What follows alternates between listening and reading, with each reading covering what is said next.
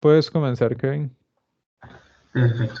Buenas noches, mi nombre es Kevin Quesada y vengo a presentarles el artículo Razonamiento moral anormal en pacientes de callostomía parcial y completa. Antes de iniciar, una de las grandes preguntas que tenemos que abordar es cómo se desarrolla la moral. Acá Kohlberg realizó un gran estudio, el cual se convirtió en teoría, el que indica que la moral se desarrolla a lo largo de toda nuestra vida y realmente no acaba. Acá podemos ver 3 escalones en donde tenemos el desarrollo preconvencional, convencional y postconvencional, en donde podemos notar que a partir de los 11 años seguimos aprendiendo y hasta la fecha todos nosotros generamos diferentes razonamientos respecto a cómo emitir juicios morales.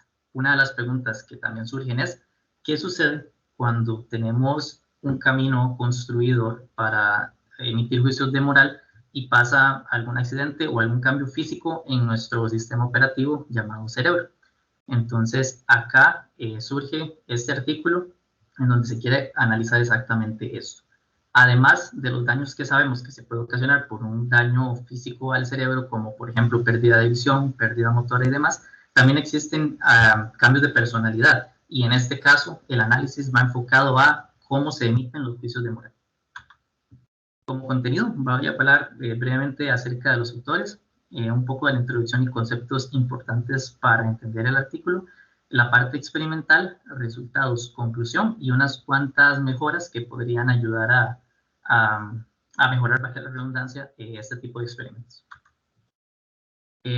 De forma inicial, el autor principal es Michael Miller. Él trabaja en la Universidad de California en Santa Bárbara en un centro de neurociencia cognitiva. Tenemos muchos autores, realmente el PERPI tiene alrededor de 8 por ahí, pero lo más importante de destacar son las diferentes afiliaciones como lo que es el MIT. También tenemos afiliaciones como la Universidad Politécnica de París, si no me equivoco, y también tenemos hospitales como este que se encuentra acá, que también es de París. Entonces, ese tipo de estudios son tan complejos porque requiere de información de pacientes y demás que es muy usual encontrar un montón de centros como hospitales y universidades en conjunto. Ahora, iniciando, este es el concepto más importante, el cual es el cuerpo calloso, que lo podemos ver reflejado acá, de color morado. Es un haz de fibras nerviosos que se considera el más extenso del cerebro humano y funciona como una unión dentro de los hemisferios. Por acá está este dibujito donde se ve que el cuerpo calloso intenta ser el gran mediador para que la comunicación de hemisferio a hemisferio se dé.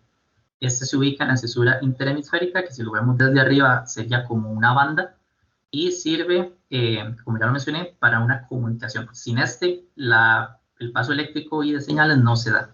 Existen ciertos padecimientos congénitos o de nacimiento, como la agenesia del cuerpo calloso, en el cual se considera que la persona que nace sin este cuerpo calloso tiene el cerebro dividido. Esto le podría generar problemas motoros, problemas cognitivos y un montón más que han sido analizados de forma médica. Otro concepto importante es la epilepsia, que es el desequilibrio en la actividad eléctrica del cuerpo. Un curso crónico y progresivo de la epilepsia puede generar secuelas neurológicas, conductuales y cognitivas, por lo cual es importante, primero, que se diagnostique temprano y que se pueda tratar. Como dato interesante, la OMS registra para el 2017 que cada año se diagnostican 2.4 millones de casos. La gran mayoría de estos se dan en países con bajos recursos o en vías de desarrollo, los cuales no tienen muchas veces dinero para poder generar campañas de tratamiento. Seguido a esto tenemos el otro término importante que es la callosotomía, que es una técnica inventada en el 39 para tratar la epilepsia. En esta consiste en la remoción de alrededor de 2 tercios, de 2 a 3 tercios o de forma completa del cuerpo calloso. Usualmente es utilizada para tratar diferentes tipos de convulsiones epilépticas. Aquí tenemos unos cuantos ejemplos como las atónicas, clónicas y demás. Y en el pasado se reservaba su uso solamente para pacientes resistentes a medicamentos y que no tenían otra alternativa.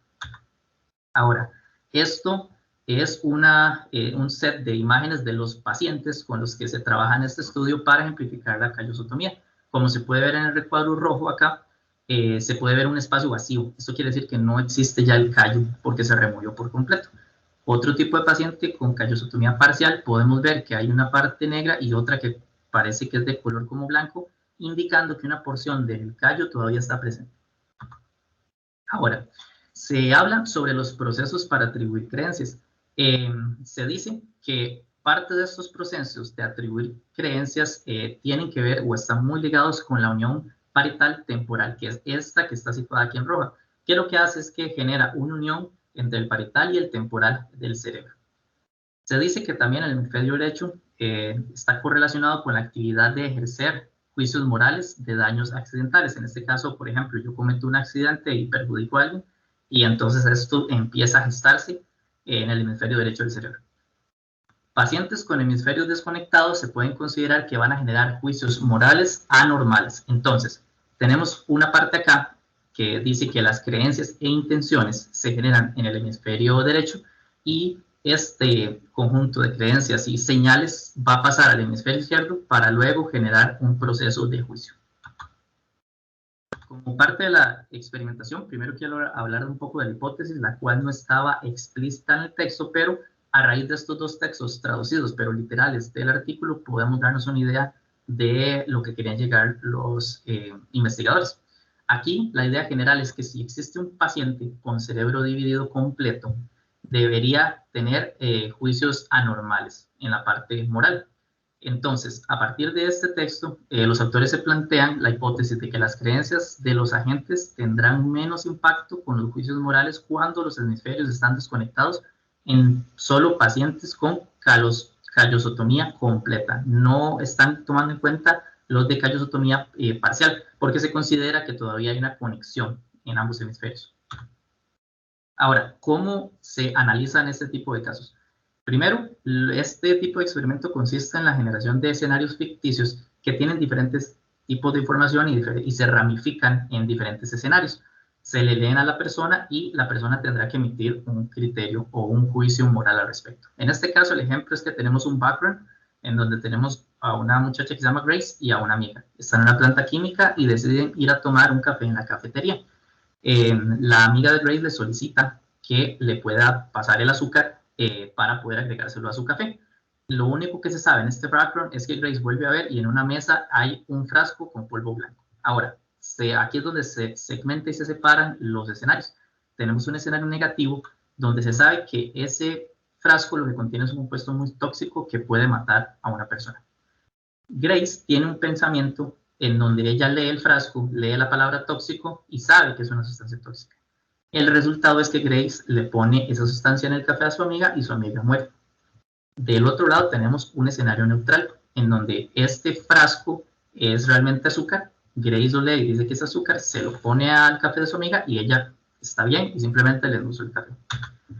El juicio va relativo a lo que sucedió. Por ejemplo, poner la sustancia en ese café fue prohibido o fue permisible. Prohibido es moralmente inaceptable y permisible es moralmente aceptable. Por medio de esto tenemos un cuadro de escenarios en donde los consistentes, como lo podemos ver aquí, significan que hay un conocimiento y un resultado neutral o conocimiento y resultado negativo. Los más complejos de analizar son los escenarios inconsistentes, donde tenemos un escenario de daño accidental donde la persona pensó que era azúcar y realmente era un tóxico y mató a alguien, o los intentos fallidos, donde la persona pensaba que el frasco contenía veneno, pero al final era azúcar y no pasó nada. Estos son los participantes. Tenemos un grupo experimental que son 6 pacientes con callosotomía, 2 mujeres y 4 hombres. Pongo mujeres en negrita porque en el cuadro resumen solo hay una. Entonces no sé si esto fue un error de redacción o error de cuadro resumen. Acá podemos ver que se dividen en 3 pacientes con callosotomía completa y 3 con parcial. Eso es importante de tomar en cuenta. Para el control tenemos 22 sujetos neurológicamente normales. Acá hay un primer grupo que se compone de 10 mujeres y 6 hombres, de edades de 17 a 23. Estos fueron reclutados por medio de una encuesta online y se les paga $10. Seguido a esto se añaden 6 sujetos control más, que serían 2 mujeres y 4 hombres. En este caso se quería tener la misma cantidad y de género también que el grupo experimental y que compartieran un mismo nivel de educación, para intentar balancear lo que ellos llaman el nivel de IQ o de inteligencia, que no se puede medir por medio de su grado de educación, pero fue lo más cercano que pudieron hacer los autores para evitar sesgos.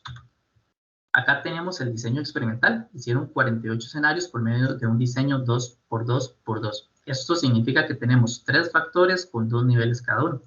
Factor 1 sería la acción de la gente, si es dañina o no. Entonces sería outcome, negativo o positivo.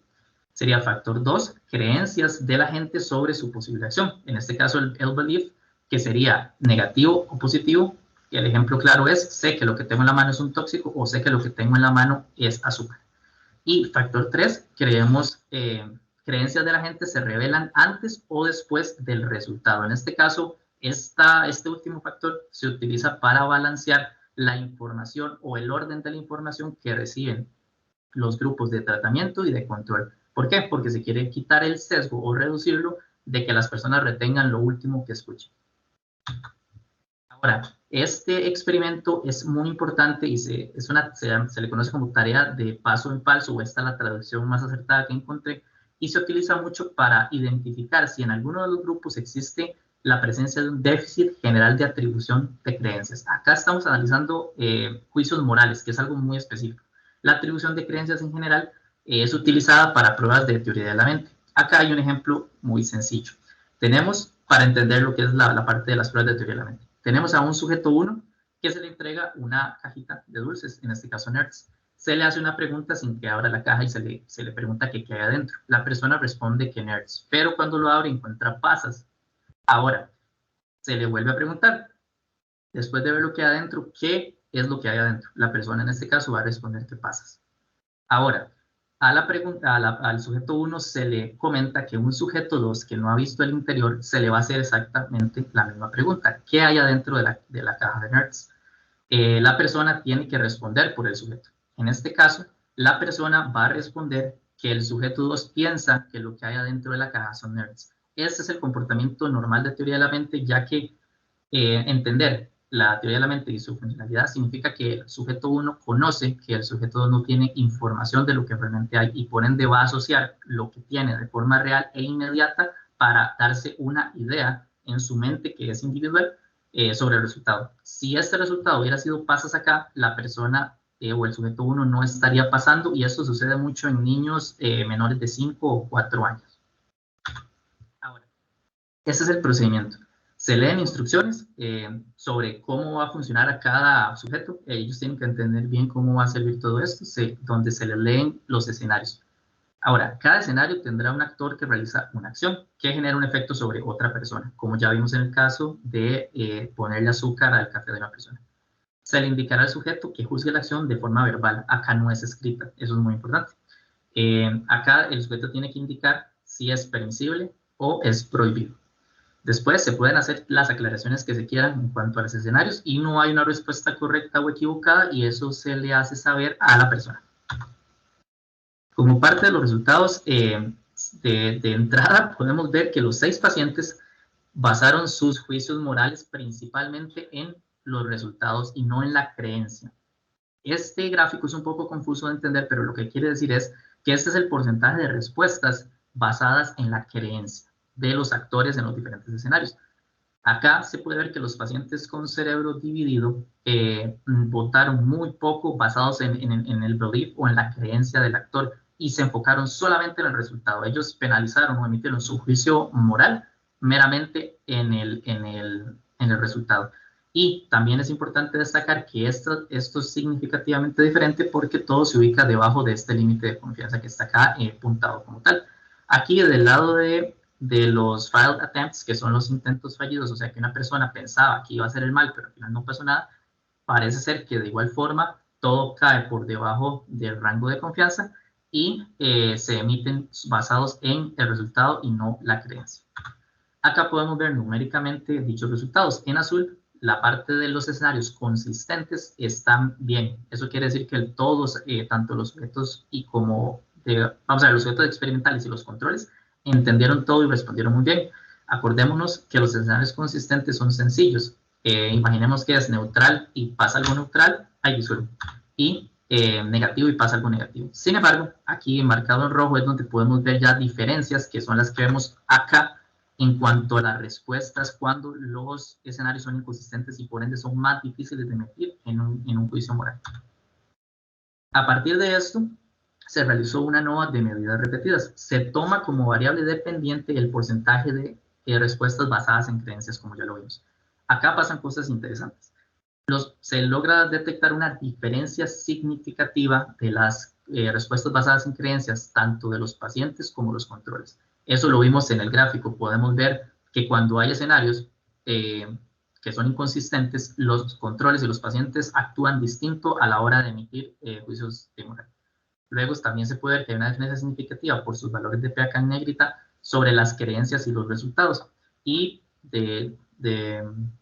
último punto importante en esta parte es que también se encuentra una diferencia significativa entre los escenarios y el grupo. Esto quiere decir que también por grupo los escenarios, aunque sean el mismo, son tratados de forma diferente a la hora de emitir un juicio moral.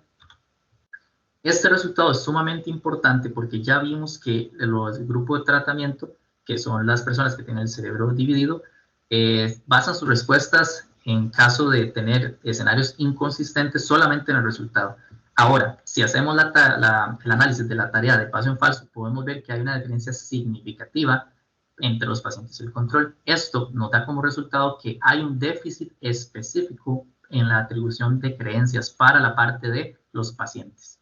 Y esto resulta en un déficit en este tipo específico de razonamiento moral. Entonces, al tener un déficit general, también podemos correlacionar que este déficit general puede afectar o hacer que las personas tengan un déficit en el razonamiento moral que se está evaluando. Ahora, como conclusiones, de forma inesperada, todos los pacientes presentan o basan sus respuestas en el resultado. Eso es interesante. Ellos pensaban que los pacientes que tenían callosotomía parcial, no iban a tener respuestas tan extrañas como estos. Tal vez algunos y otros sí, pero se dieron cuenta que no importa, con solo tener la callosotomía, ya presentan un resultado distinto estadísticamente al grupo control. Parece ser que el sistema de decodificación de creencias es más complejo, por lo que la callosotomía parcial puede afectar de una u otra manera la comunicación de los hemisferios y por ende se da una emisión de un juicio de forma anormal. También es el deterioro, que es en este caso este déficit cognitivo, puede ser compensado por otros mecanismos. Existen mecanismos de respuesta rápidos y otros lentos. Si no existe un mecanismo rápido que se pueda ajustar a la hora de tener que emitir dicho razonamiento moral, no se toman en cuenta las creencias de los demás. En este caso, se menciona que muchos de los pacientes empezaban a racionalizar sus respuestas luego de darlas, de forma a veces espontánea e inmediata. Esto lo que quiere decir es que ellos lo que intentaban era justificar su respuesta, pese a que fuera errónea, y para ellos estaba bien. Entonces, se cree que lo que tienen realmente su método para poder dar respuesta es un mecanismo lento, deliberado y explícito que intenta enmascararse en uno rápido por medio de la racionalización. Pero esto es un tema a discusión y falta todavía como información para poder concluir de lleno que esto está pasando en esta prueba. Y se confirma la hipótesis de que los mecanismos de atribución de creencias están lateralizados en el hemisferio derecho. Como posibles mejoras, acá algo importante sería medir los tiempos de respuesta, ya que los tiempos no se midieron, no aparecen tiempos, y hablando ahorita de mecanismos lentos y rápidos, es importante ver cuánto tiempo toman, si hay espontaneidad o no en sus respuestas, para también poder atribuir qué tipo de información está pasando o qué recursos utilizan las diferentes personas de tratamiento para dar sus respuestas de juicio moral. También sería importante incluir la variable para la racionalización. Esto nada más se explica de forma de que algunas personas intentaron racionalizar sus respuestas o no, pero no se cuantificó de ninguna manera. Solo se utilizó para el apartado de discusión. Entonces es importante poder también cuantificarlo. Sería bueno medir previamente el IQ de los sujetos control. Solo se utilizó su grado de estudio. También sería bueno aumentar la muestra experimental, aunque es muy complejo. Esta es una operación como que no se le aplica a todo el mundo, pero se entiende que sería lo mejor conseguir más personas y no solo 6. Y lo más importante sería generar de forma gráfica una explicación de las interacciones analizadas. Podemos ver con las pruebas de Tukey que vimos en la clase pasada y demás que existen métodos sencillos para visualizar diferencias. Acá, como yo los enseñé, así es como venía en el paper y es un poco confuso, no se entiende bien qué es lo que quisieron analizar hasta que lo redactan, pero es parte de una de las mejoras gráficas, un poco de explicabilidad del artículo. Estas son las referencias que utilicé. Muchas gracias. Muchísimas gracias, Kevin. Te hago la pregunta, ¿es tu clase de paper o no es tu clase de paper? Me, me gustó porque intentaron de una forma u otra mitigar ciertos riesgos, ya que las muestras son complicadas. Sin embargo, no me gustó la forma en la que presentaron los resultados. Me faltaron ciertos cuadros como resumen de valores de P, de interacciones entre variables, porque tuve que releer mucho para entender a qué querían llegar con estos análisis. A veces no estaba tan claro. Ujú, ujú. Esto es curioso porque ahí puede haber un sesgo de que esos resultados se los presentan a gente que está empapada en el área, que está acostumbrada a ver las cosas de cierta manera y de ojos externos como uno pues siente que falta algo y uno llega a tener eso de perspectiva. Este paper de la callosotomía es uno de los muchos que han hecho en pacientes de esta clase, el cual es un tema interesantísimo. Han hecho experimentos, por ejemplo, donde, como tienen el cerebro dividido, resulta que la persona tiene eh, la percepción de que es una sola, pero como los hemisferios no se comunican, hay investigaciones que apuntan a que hay dos entes viviendo en usted. Ujú. Al punto de que, por ejemplo, plantean escenarios donde, como digo, cada hemisferio maneja un ojo distinto, les dicen, escoja su color favorito y la mano izquierda selecciona uno y la roja selecciona otro. Y eso es súper creepy, ¿verdad? Por lo que implica. Y si no me equivoco, es el hemisferio izquierdo el que habla. Y uno, Ujú. digamos, el que habla es el que se suele asociar al que esa es mi decisión. El que habla es el que dice, no, yo escogí rojo, aunque no percibe que la otra mano escogió azul, por ejemplo. Entonces, hay investigación bastante interesante ahí en el área. Por eso fue que yo puse este tema, porque la evidencia apunta a que los dos hemisferios son docentes conscientes, que cuando tienen comunicación, pues logran armonía. Cuando se pierde esa comunicación, se da este proceso de racionalización. Entonces es un área interesante por ahí. No sé si habías oído algo al respecto de eso en alguna otra. En realidad sí, y también estuve buscando que no lo puse por el tiempo, pero hay muchos estudios tanto en este tipo de decisiones, pero también en problemas ya asociados a motor y demás, como por ejemplo visuales. El hecho de que se desconecten es a veces hasta riesgoso, por ejemplo, manejar, Ujú. porque usted puede ver algo, pero tal vez la reacción es diferente porque el procesamiento no conecta. Eh, entonces sí había escuchado varios, pero no estoy tan reempapado en el tema. Es muy interesante y es parte de eso. Acá el experimento tiene un montón de limitaciones y era parte de lo que hablábamos acá en el curso, de que tener información es mejor a no tener información, aunque el experimento tenga limitaciones. Acá una limitación gravísima es rarísimo gente con callosotomía. Sí, sí, no es tan común, pese a que ya se administra. Antes era solo limitado, pero cuesta. Y si uno se pone a ver, realmente eran solo 2 pacientes italianos y 4 estadounidenses. Entonces, sí limita tanto por zona, ¿verdad? Como por los aliados que uno tenga para hacer la investigación. Ujú, ujú. Te agradezco un montón, Kevin. Gracias. Muchas gracias.